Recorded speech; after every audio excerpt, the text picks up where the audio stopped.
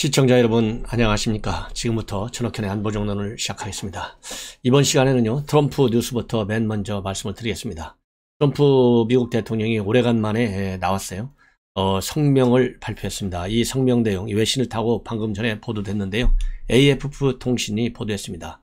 김정은 위원장과의 관계 아주 굉장히 좋다. 이건 평소에도 쭉 하는 얘기지 않습니까? 그런 것처럼 이번 성명에서도 김정은과의 관계가 굉장히 좋았다. 그러면서도요, 다른 한편으로는 문재인 대통령 굉장히 약하다. 이런 비판 쪽의 성명을 발표를 했습니다. 그래서 이 내용을 여러분께 간략히 말씀을 드리면, 가장 힘든 환경에서 알게 된, 그리고 내가 좋아하게 된 북한의 김정은은 문재인을 존중한 적이 없다. Never respected라고 그랬어요. 그리고 또 문재인 대통령은 지도자로서, 협상가로서는 약했다. 장기간 지속된 군사적 비용 떠넘기기를 제외하고는 말이다. 그러니까 이 얘기는 결국 장기적인 군사 비용이라고 하는 것은 주한 미군의 군사 이 지원비를 분담금 협상과 관련해서 문재인 대통령 끝까지 버텼지 않습니까? 그러다가 바이든 정부가 들어와서야 타결이 됐어요. 이러한 이 분담금 협상, 본인이 거의 배 이상을 올렸지 않습니까? 본래 1조 원 정도 됐는데, 그 엄청난 분담금 비용 협상에 관해서 문재인 대통령이 제대로 협상에 응하지 않았다. 이거를 비판하는 것이고요. 그 다음에 문재인 대통령과 관련해서 지도자로서도 협상가로서도 이 두 가지를 지적한 점이 매우 특색이 있다고 하겠습니다. 왜냐하면 문재인 대통령은 약하다, 이게 아니라 지도자로서, 그러니까 이 얘기는 대한민국 국가 원수로서, 행정부 수반으로서의 리더십이 없다 이거죠. 그 다음에 협상가로서 약했다는 얘기는, 즉 북한과의 협상 측면에서 지나치게 김정은이에게 끌려다녔다, 이거를 비판하는 거예요. 왜냐하면 트럼프 대통령도 초창기에는 문재인 대통령이 얘기한 대로 김정은이가 정말 비핵화를 할 걸로 알고 협상에 임했다가 결국 손해를 받지 않습니까? 미국 내에서도 이 트럼프 초기에는 좀 뭐라고 그럴까요? 좀 칭찬을 하면서 서서히 유보적인 태도로 보이다가 나중에는 비판을 받았어요. 그렇기 때문에 이런 것을 알고 트럼프가 하노이에서 판을 깬 것 아니겠습니까? 그런 것처럼 지나치게 문재인 대통령이 김정은에게 굽실거리는 저자세 협상을 하는 바람에 본인도 손해봤다라는 점을 여기에서 의미해주고 있다. 그리고 또 이 방위비와 관련해서 우리는 수십 년간 바보 취급을 당했고, 나는 우리가 제공한 군사적 보호와 서비스에 대해 한국이 수십억 달러를 더 지불하도록 했다라면서 자화자찬을 하고 있습니다. 그러면서 바이든 행정부는 한국이 우리에게 지불하기로 합의한 수십억 달러를 심지어 요구하지도 않을 것이다. 그러니까 본인이 거의 2배 이상 올려달라 이렇게 해서 한 20-30% 인상까지 끌고 갔는데, 바이든 대통령이 자기의 이러한 방위비 분담금 증액, 이것을 무시했다. 이거에 대한 간접적 비판인 것으로 보입니다. 그래서 오늘 트럼프가 발표한 성명은 본인이 협상의 주도적 역할을 했다라는 것을 부각시키면서 문재인 대통령을 때린 것으로 그렇게 해석이 될 수 있습니다. 그리고 이 트럼프는 또 성명에서 한국의 상황에 대해서, 나는 항상 남쪽으로의 침략을 막는 사람이었지만 그들에게 불행히도 나는 더 이상 거기에 있지 않다. 이 얘기는 본인이 이제 대통령에서 떨어졌기 때문에 역할을 할 수 없는데, 과연 본인이 없는 상황에서 북한의 대남 침략 위협을 과연 누가 막을 수 있겠느냐. 바이든 가지고는 안 된다. 문재인은 더더욱이 안 된다. 이런 인식을 바탕에 깔고 있는 것 같습니다. 참고적으로요, 지난 대선 때도 트럼프 대통령은 오바마 대통령을 당선 이후에 만났을 때 제일 큰 문제가 북한이고, 그것 때문에 전쟁이 있을 수 있다, 이런 암시를 준 바 있는데, 트럼프 본인이 북한과 굉장히 좋은 관계를 갖고 있어서 이런 전쟁을 막았다. 이것이 평소의 지론이고, 이런 이 대목을 지난 선거에도 굉장히 중요한 이 외교관계의 성과로 과시한 바 있어요. 그렇기 때문에 앞으로도 이 북한 관련 얘기가 나오면, 지금 이 AFP 통신이 전한 본인의 외교적인 성과를 자화자찬하는 그런 이 맥락에서 다룰 가능성이 상당히 크다, 이렇게 저는 생각이 듭니다. 자, 이자면은요, 이러한 문재인 대통령 리더십도 없고, 그 다음에 협상가로서도 자질 부족이다, 이렇게 얘기를 했는데요. 똑같이 국내 정치에서도 마찬가지입니다. 여러분들께 이미 방송에 드린 바대로 이현주 특검을 세월호 특검에 임명을 했어요. 이현주 특검을 세월호 특검에 임명을 하면서 7년이 지난 아직까지도 이 의혹이 남아있다는 것 안타까운 일이다. 그래서 철저히 수사해달라, 한치의 의문도 없도록 이렇게 강조를 했는데요. 자, 중요한 것은 지금 현재 세월호 참사와 관련해서는요, 무려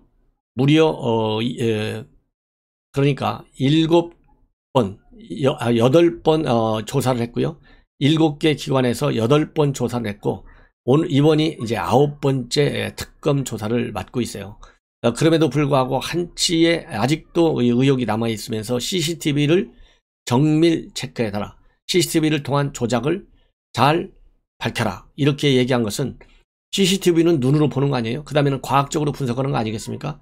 그동안에 걸쳐서 7개 기관이 8차례에 걸쳐서 수사, 조사를 진행해왔는데 이때 CCTV를 얼마나 철저히 밝혔습니까? 더 이상 없다는 거, 나올 게 없다는 거잖아요. 근데 조작을 밝혀라. 그러니까 대통령의 인식, 이러한 충격적 인식 구조, 프레임에 큰 문제가 있다. 이런 사람이 지금 대통령 자리에 앉아 있어요. 그러니까 대한민국 이렇게 국민이 좌우로 분열되고, 그 다음에 이런 좌우로 분열된 대한민국을 김정은이가 말하자면 통전 전략에 의해서 이용하려고 달려드는 거예요. 아직도 이러한 대통령의 인식 구조를 못 바꾸고 있기 때문에 우리가 계속해서 비판해야 된다, 이런 말씀을 드리고 싶고요. 그 다음에 중요한 것은 이제 이 특검은 이제 민변 출신한 거 여러분들에게 이미 말씀을 드렸지 않습니까? 그리고서 이 민변 대전 충청 지역 본부장 출신, 지부장 출신이에요. 그리고 노무현 정부 때 법무부 인권과장을 지냈고, 그리고 이 권선택 대전시장 때, 권선택 민주당 시장이었었거든요. 그때 정무부시장을 지낸 사람이에요. 그러니까 핵심 민변, 핵심 민주당 피를 가지고 있는 사람인데, 문제는 이번에 왜 특검이 됐느냐, 여러 가지 해석이 물론 있겠지만은 지금 언론 보도를 보면 민변 출신인데, 박범계가 어디 출신입니까? 민변 출신이잖아요. 그리고 박범계 지역구가 어디입니까? 대전 서구을이에요. 자, 이걸 보면 박범계와 친분이 굉장히 가깝다라고 결론을 내릴 수밖에 없어요. 자, 그렇다고 본다면 이번에 누가 추천했겠습니까? 추천하자마자 하루도 안 걸려가지고 딱 하루 만에 문재인 대통령이 즉각 임명했어요. 그래서 이 박범계가 이번 세월호 참사 특검 임명에도 직접적으로 가장 큰 개인적 인연을 더 중시한 것이 아니냐 하는 의혹을 받지 않을 수 없는 것 같습니다. 그리고 참고적으로 이 이현주 특검의 경우에는요, 여러분들 이 박범계 말하자면 현 장관이 과거 시의원 선거할 때 보좌관들이 돈을 준 혐의로 구속된 바 있습니다. 예, 이 구속된 그러니까 박범계의 캠프에서 뛰었던 사람들이 불법 선거자금 요구 관계로 해서 이 재판을 받고 유죄까지 받은 적이 있어요. 그때 이러한 사건을 변호한 사람이 바로 또 이현주 특검으로 알려져 있습니다. 그리고 또 대전 지역에서 진보교육감 당선을 위한 시민단체 활동에도 참여한 경력이 있어요.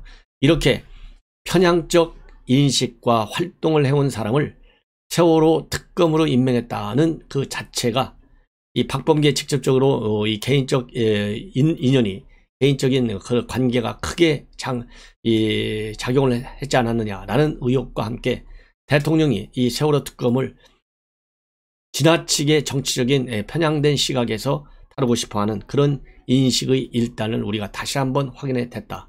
이러다 보니까요, 지금 8번까지 조사를 거쳤는데도 불구하고, 그리고 최근에 대검의 진상조사단에서도 대부분이 다 그동안에 제기된 의혹들이 다 사실이 아니다 이렇게 발표했는데도 불구하고 세월호 특검을 별도로 임명한 민주당의 당리당략 반드시 비판받아야 마땅하다, 이렇게 생각이 됩니다.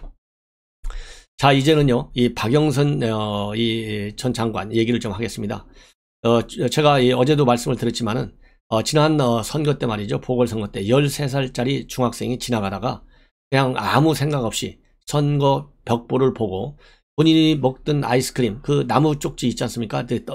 파먹는 거, 그 나무 그 쪽지 조그마한 걸 가지고 이 벽보를 좀 상하게 했어요. 찢었어요. 이걸 가지고 관할 경찰서에서 소환 조사를 했는데 장난으로 찢었다, 이런 진술까지 했어요. 13살짜리 학생이. 13살짜리 학생이 뭘 알겠어요? 그런데 이걸 갖다가 경찰에서는요, 촉법소년이다. 이렇게 해서 촉법소년은 10살에서 14살까지의 어린 이 미성년자인데, 너무나 어리기 때문에 형사 책임도 물을 수 없다는 그런 소년을 촉법소년이라고 합니다. 법률적으로. 그런데 이 촉법소년을 가정법원 소년부로 넘긴다는 거예요. 이게 얼마나 기가 막힙니까? 얼마나 잘못된 이런 기록이 평생 따라다니잖아요. 그야말로 지나가다가 고의성이 전혀 없지 않습니까? 그러니까 아무것도 모르고 물정 모르고 그냥 쭉 그은 거예요.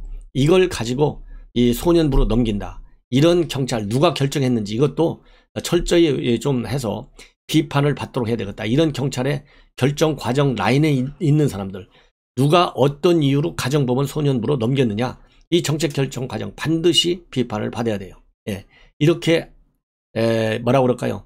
정권에 아부하는 경찰이에요. 지금 오늘날.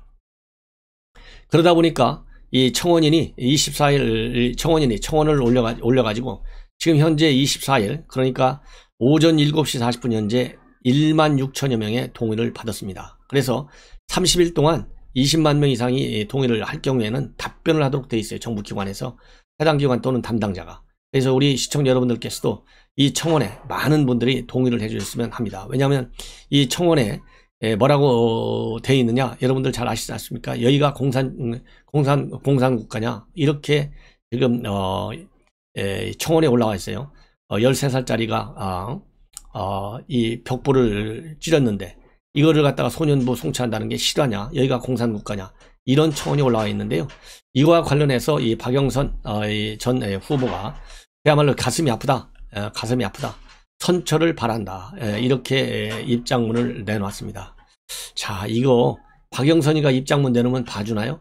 그것도 또 문제예요. 그렇기 때문에 조속히 이러한 결정을 취소하고 단순 이 뭐라고 그럴까요?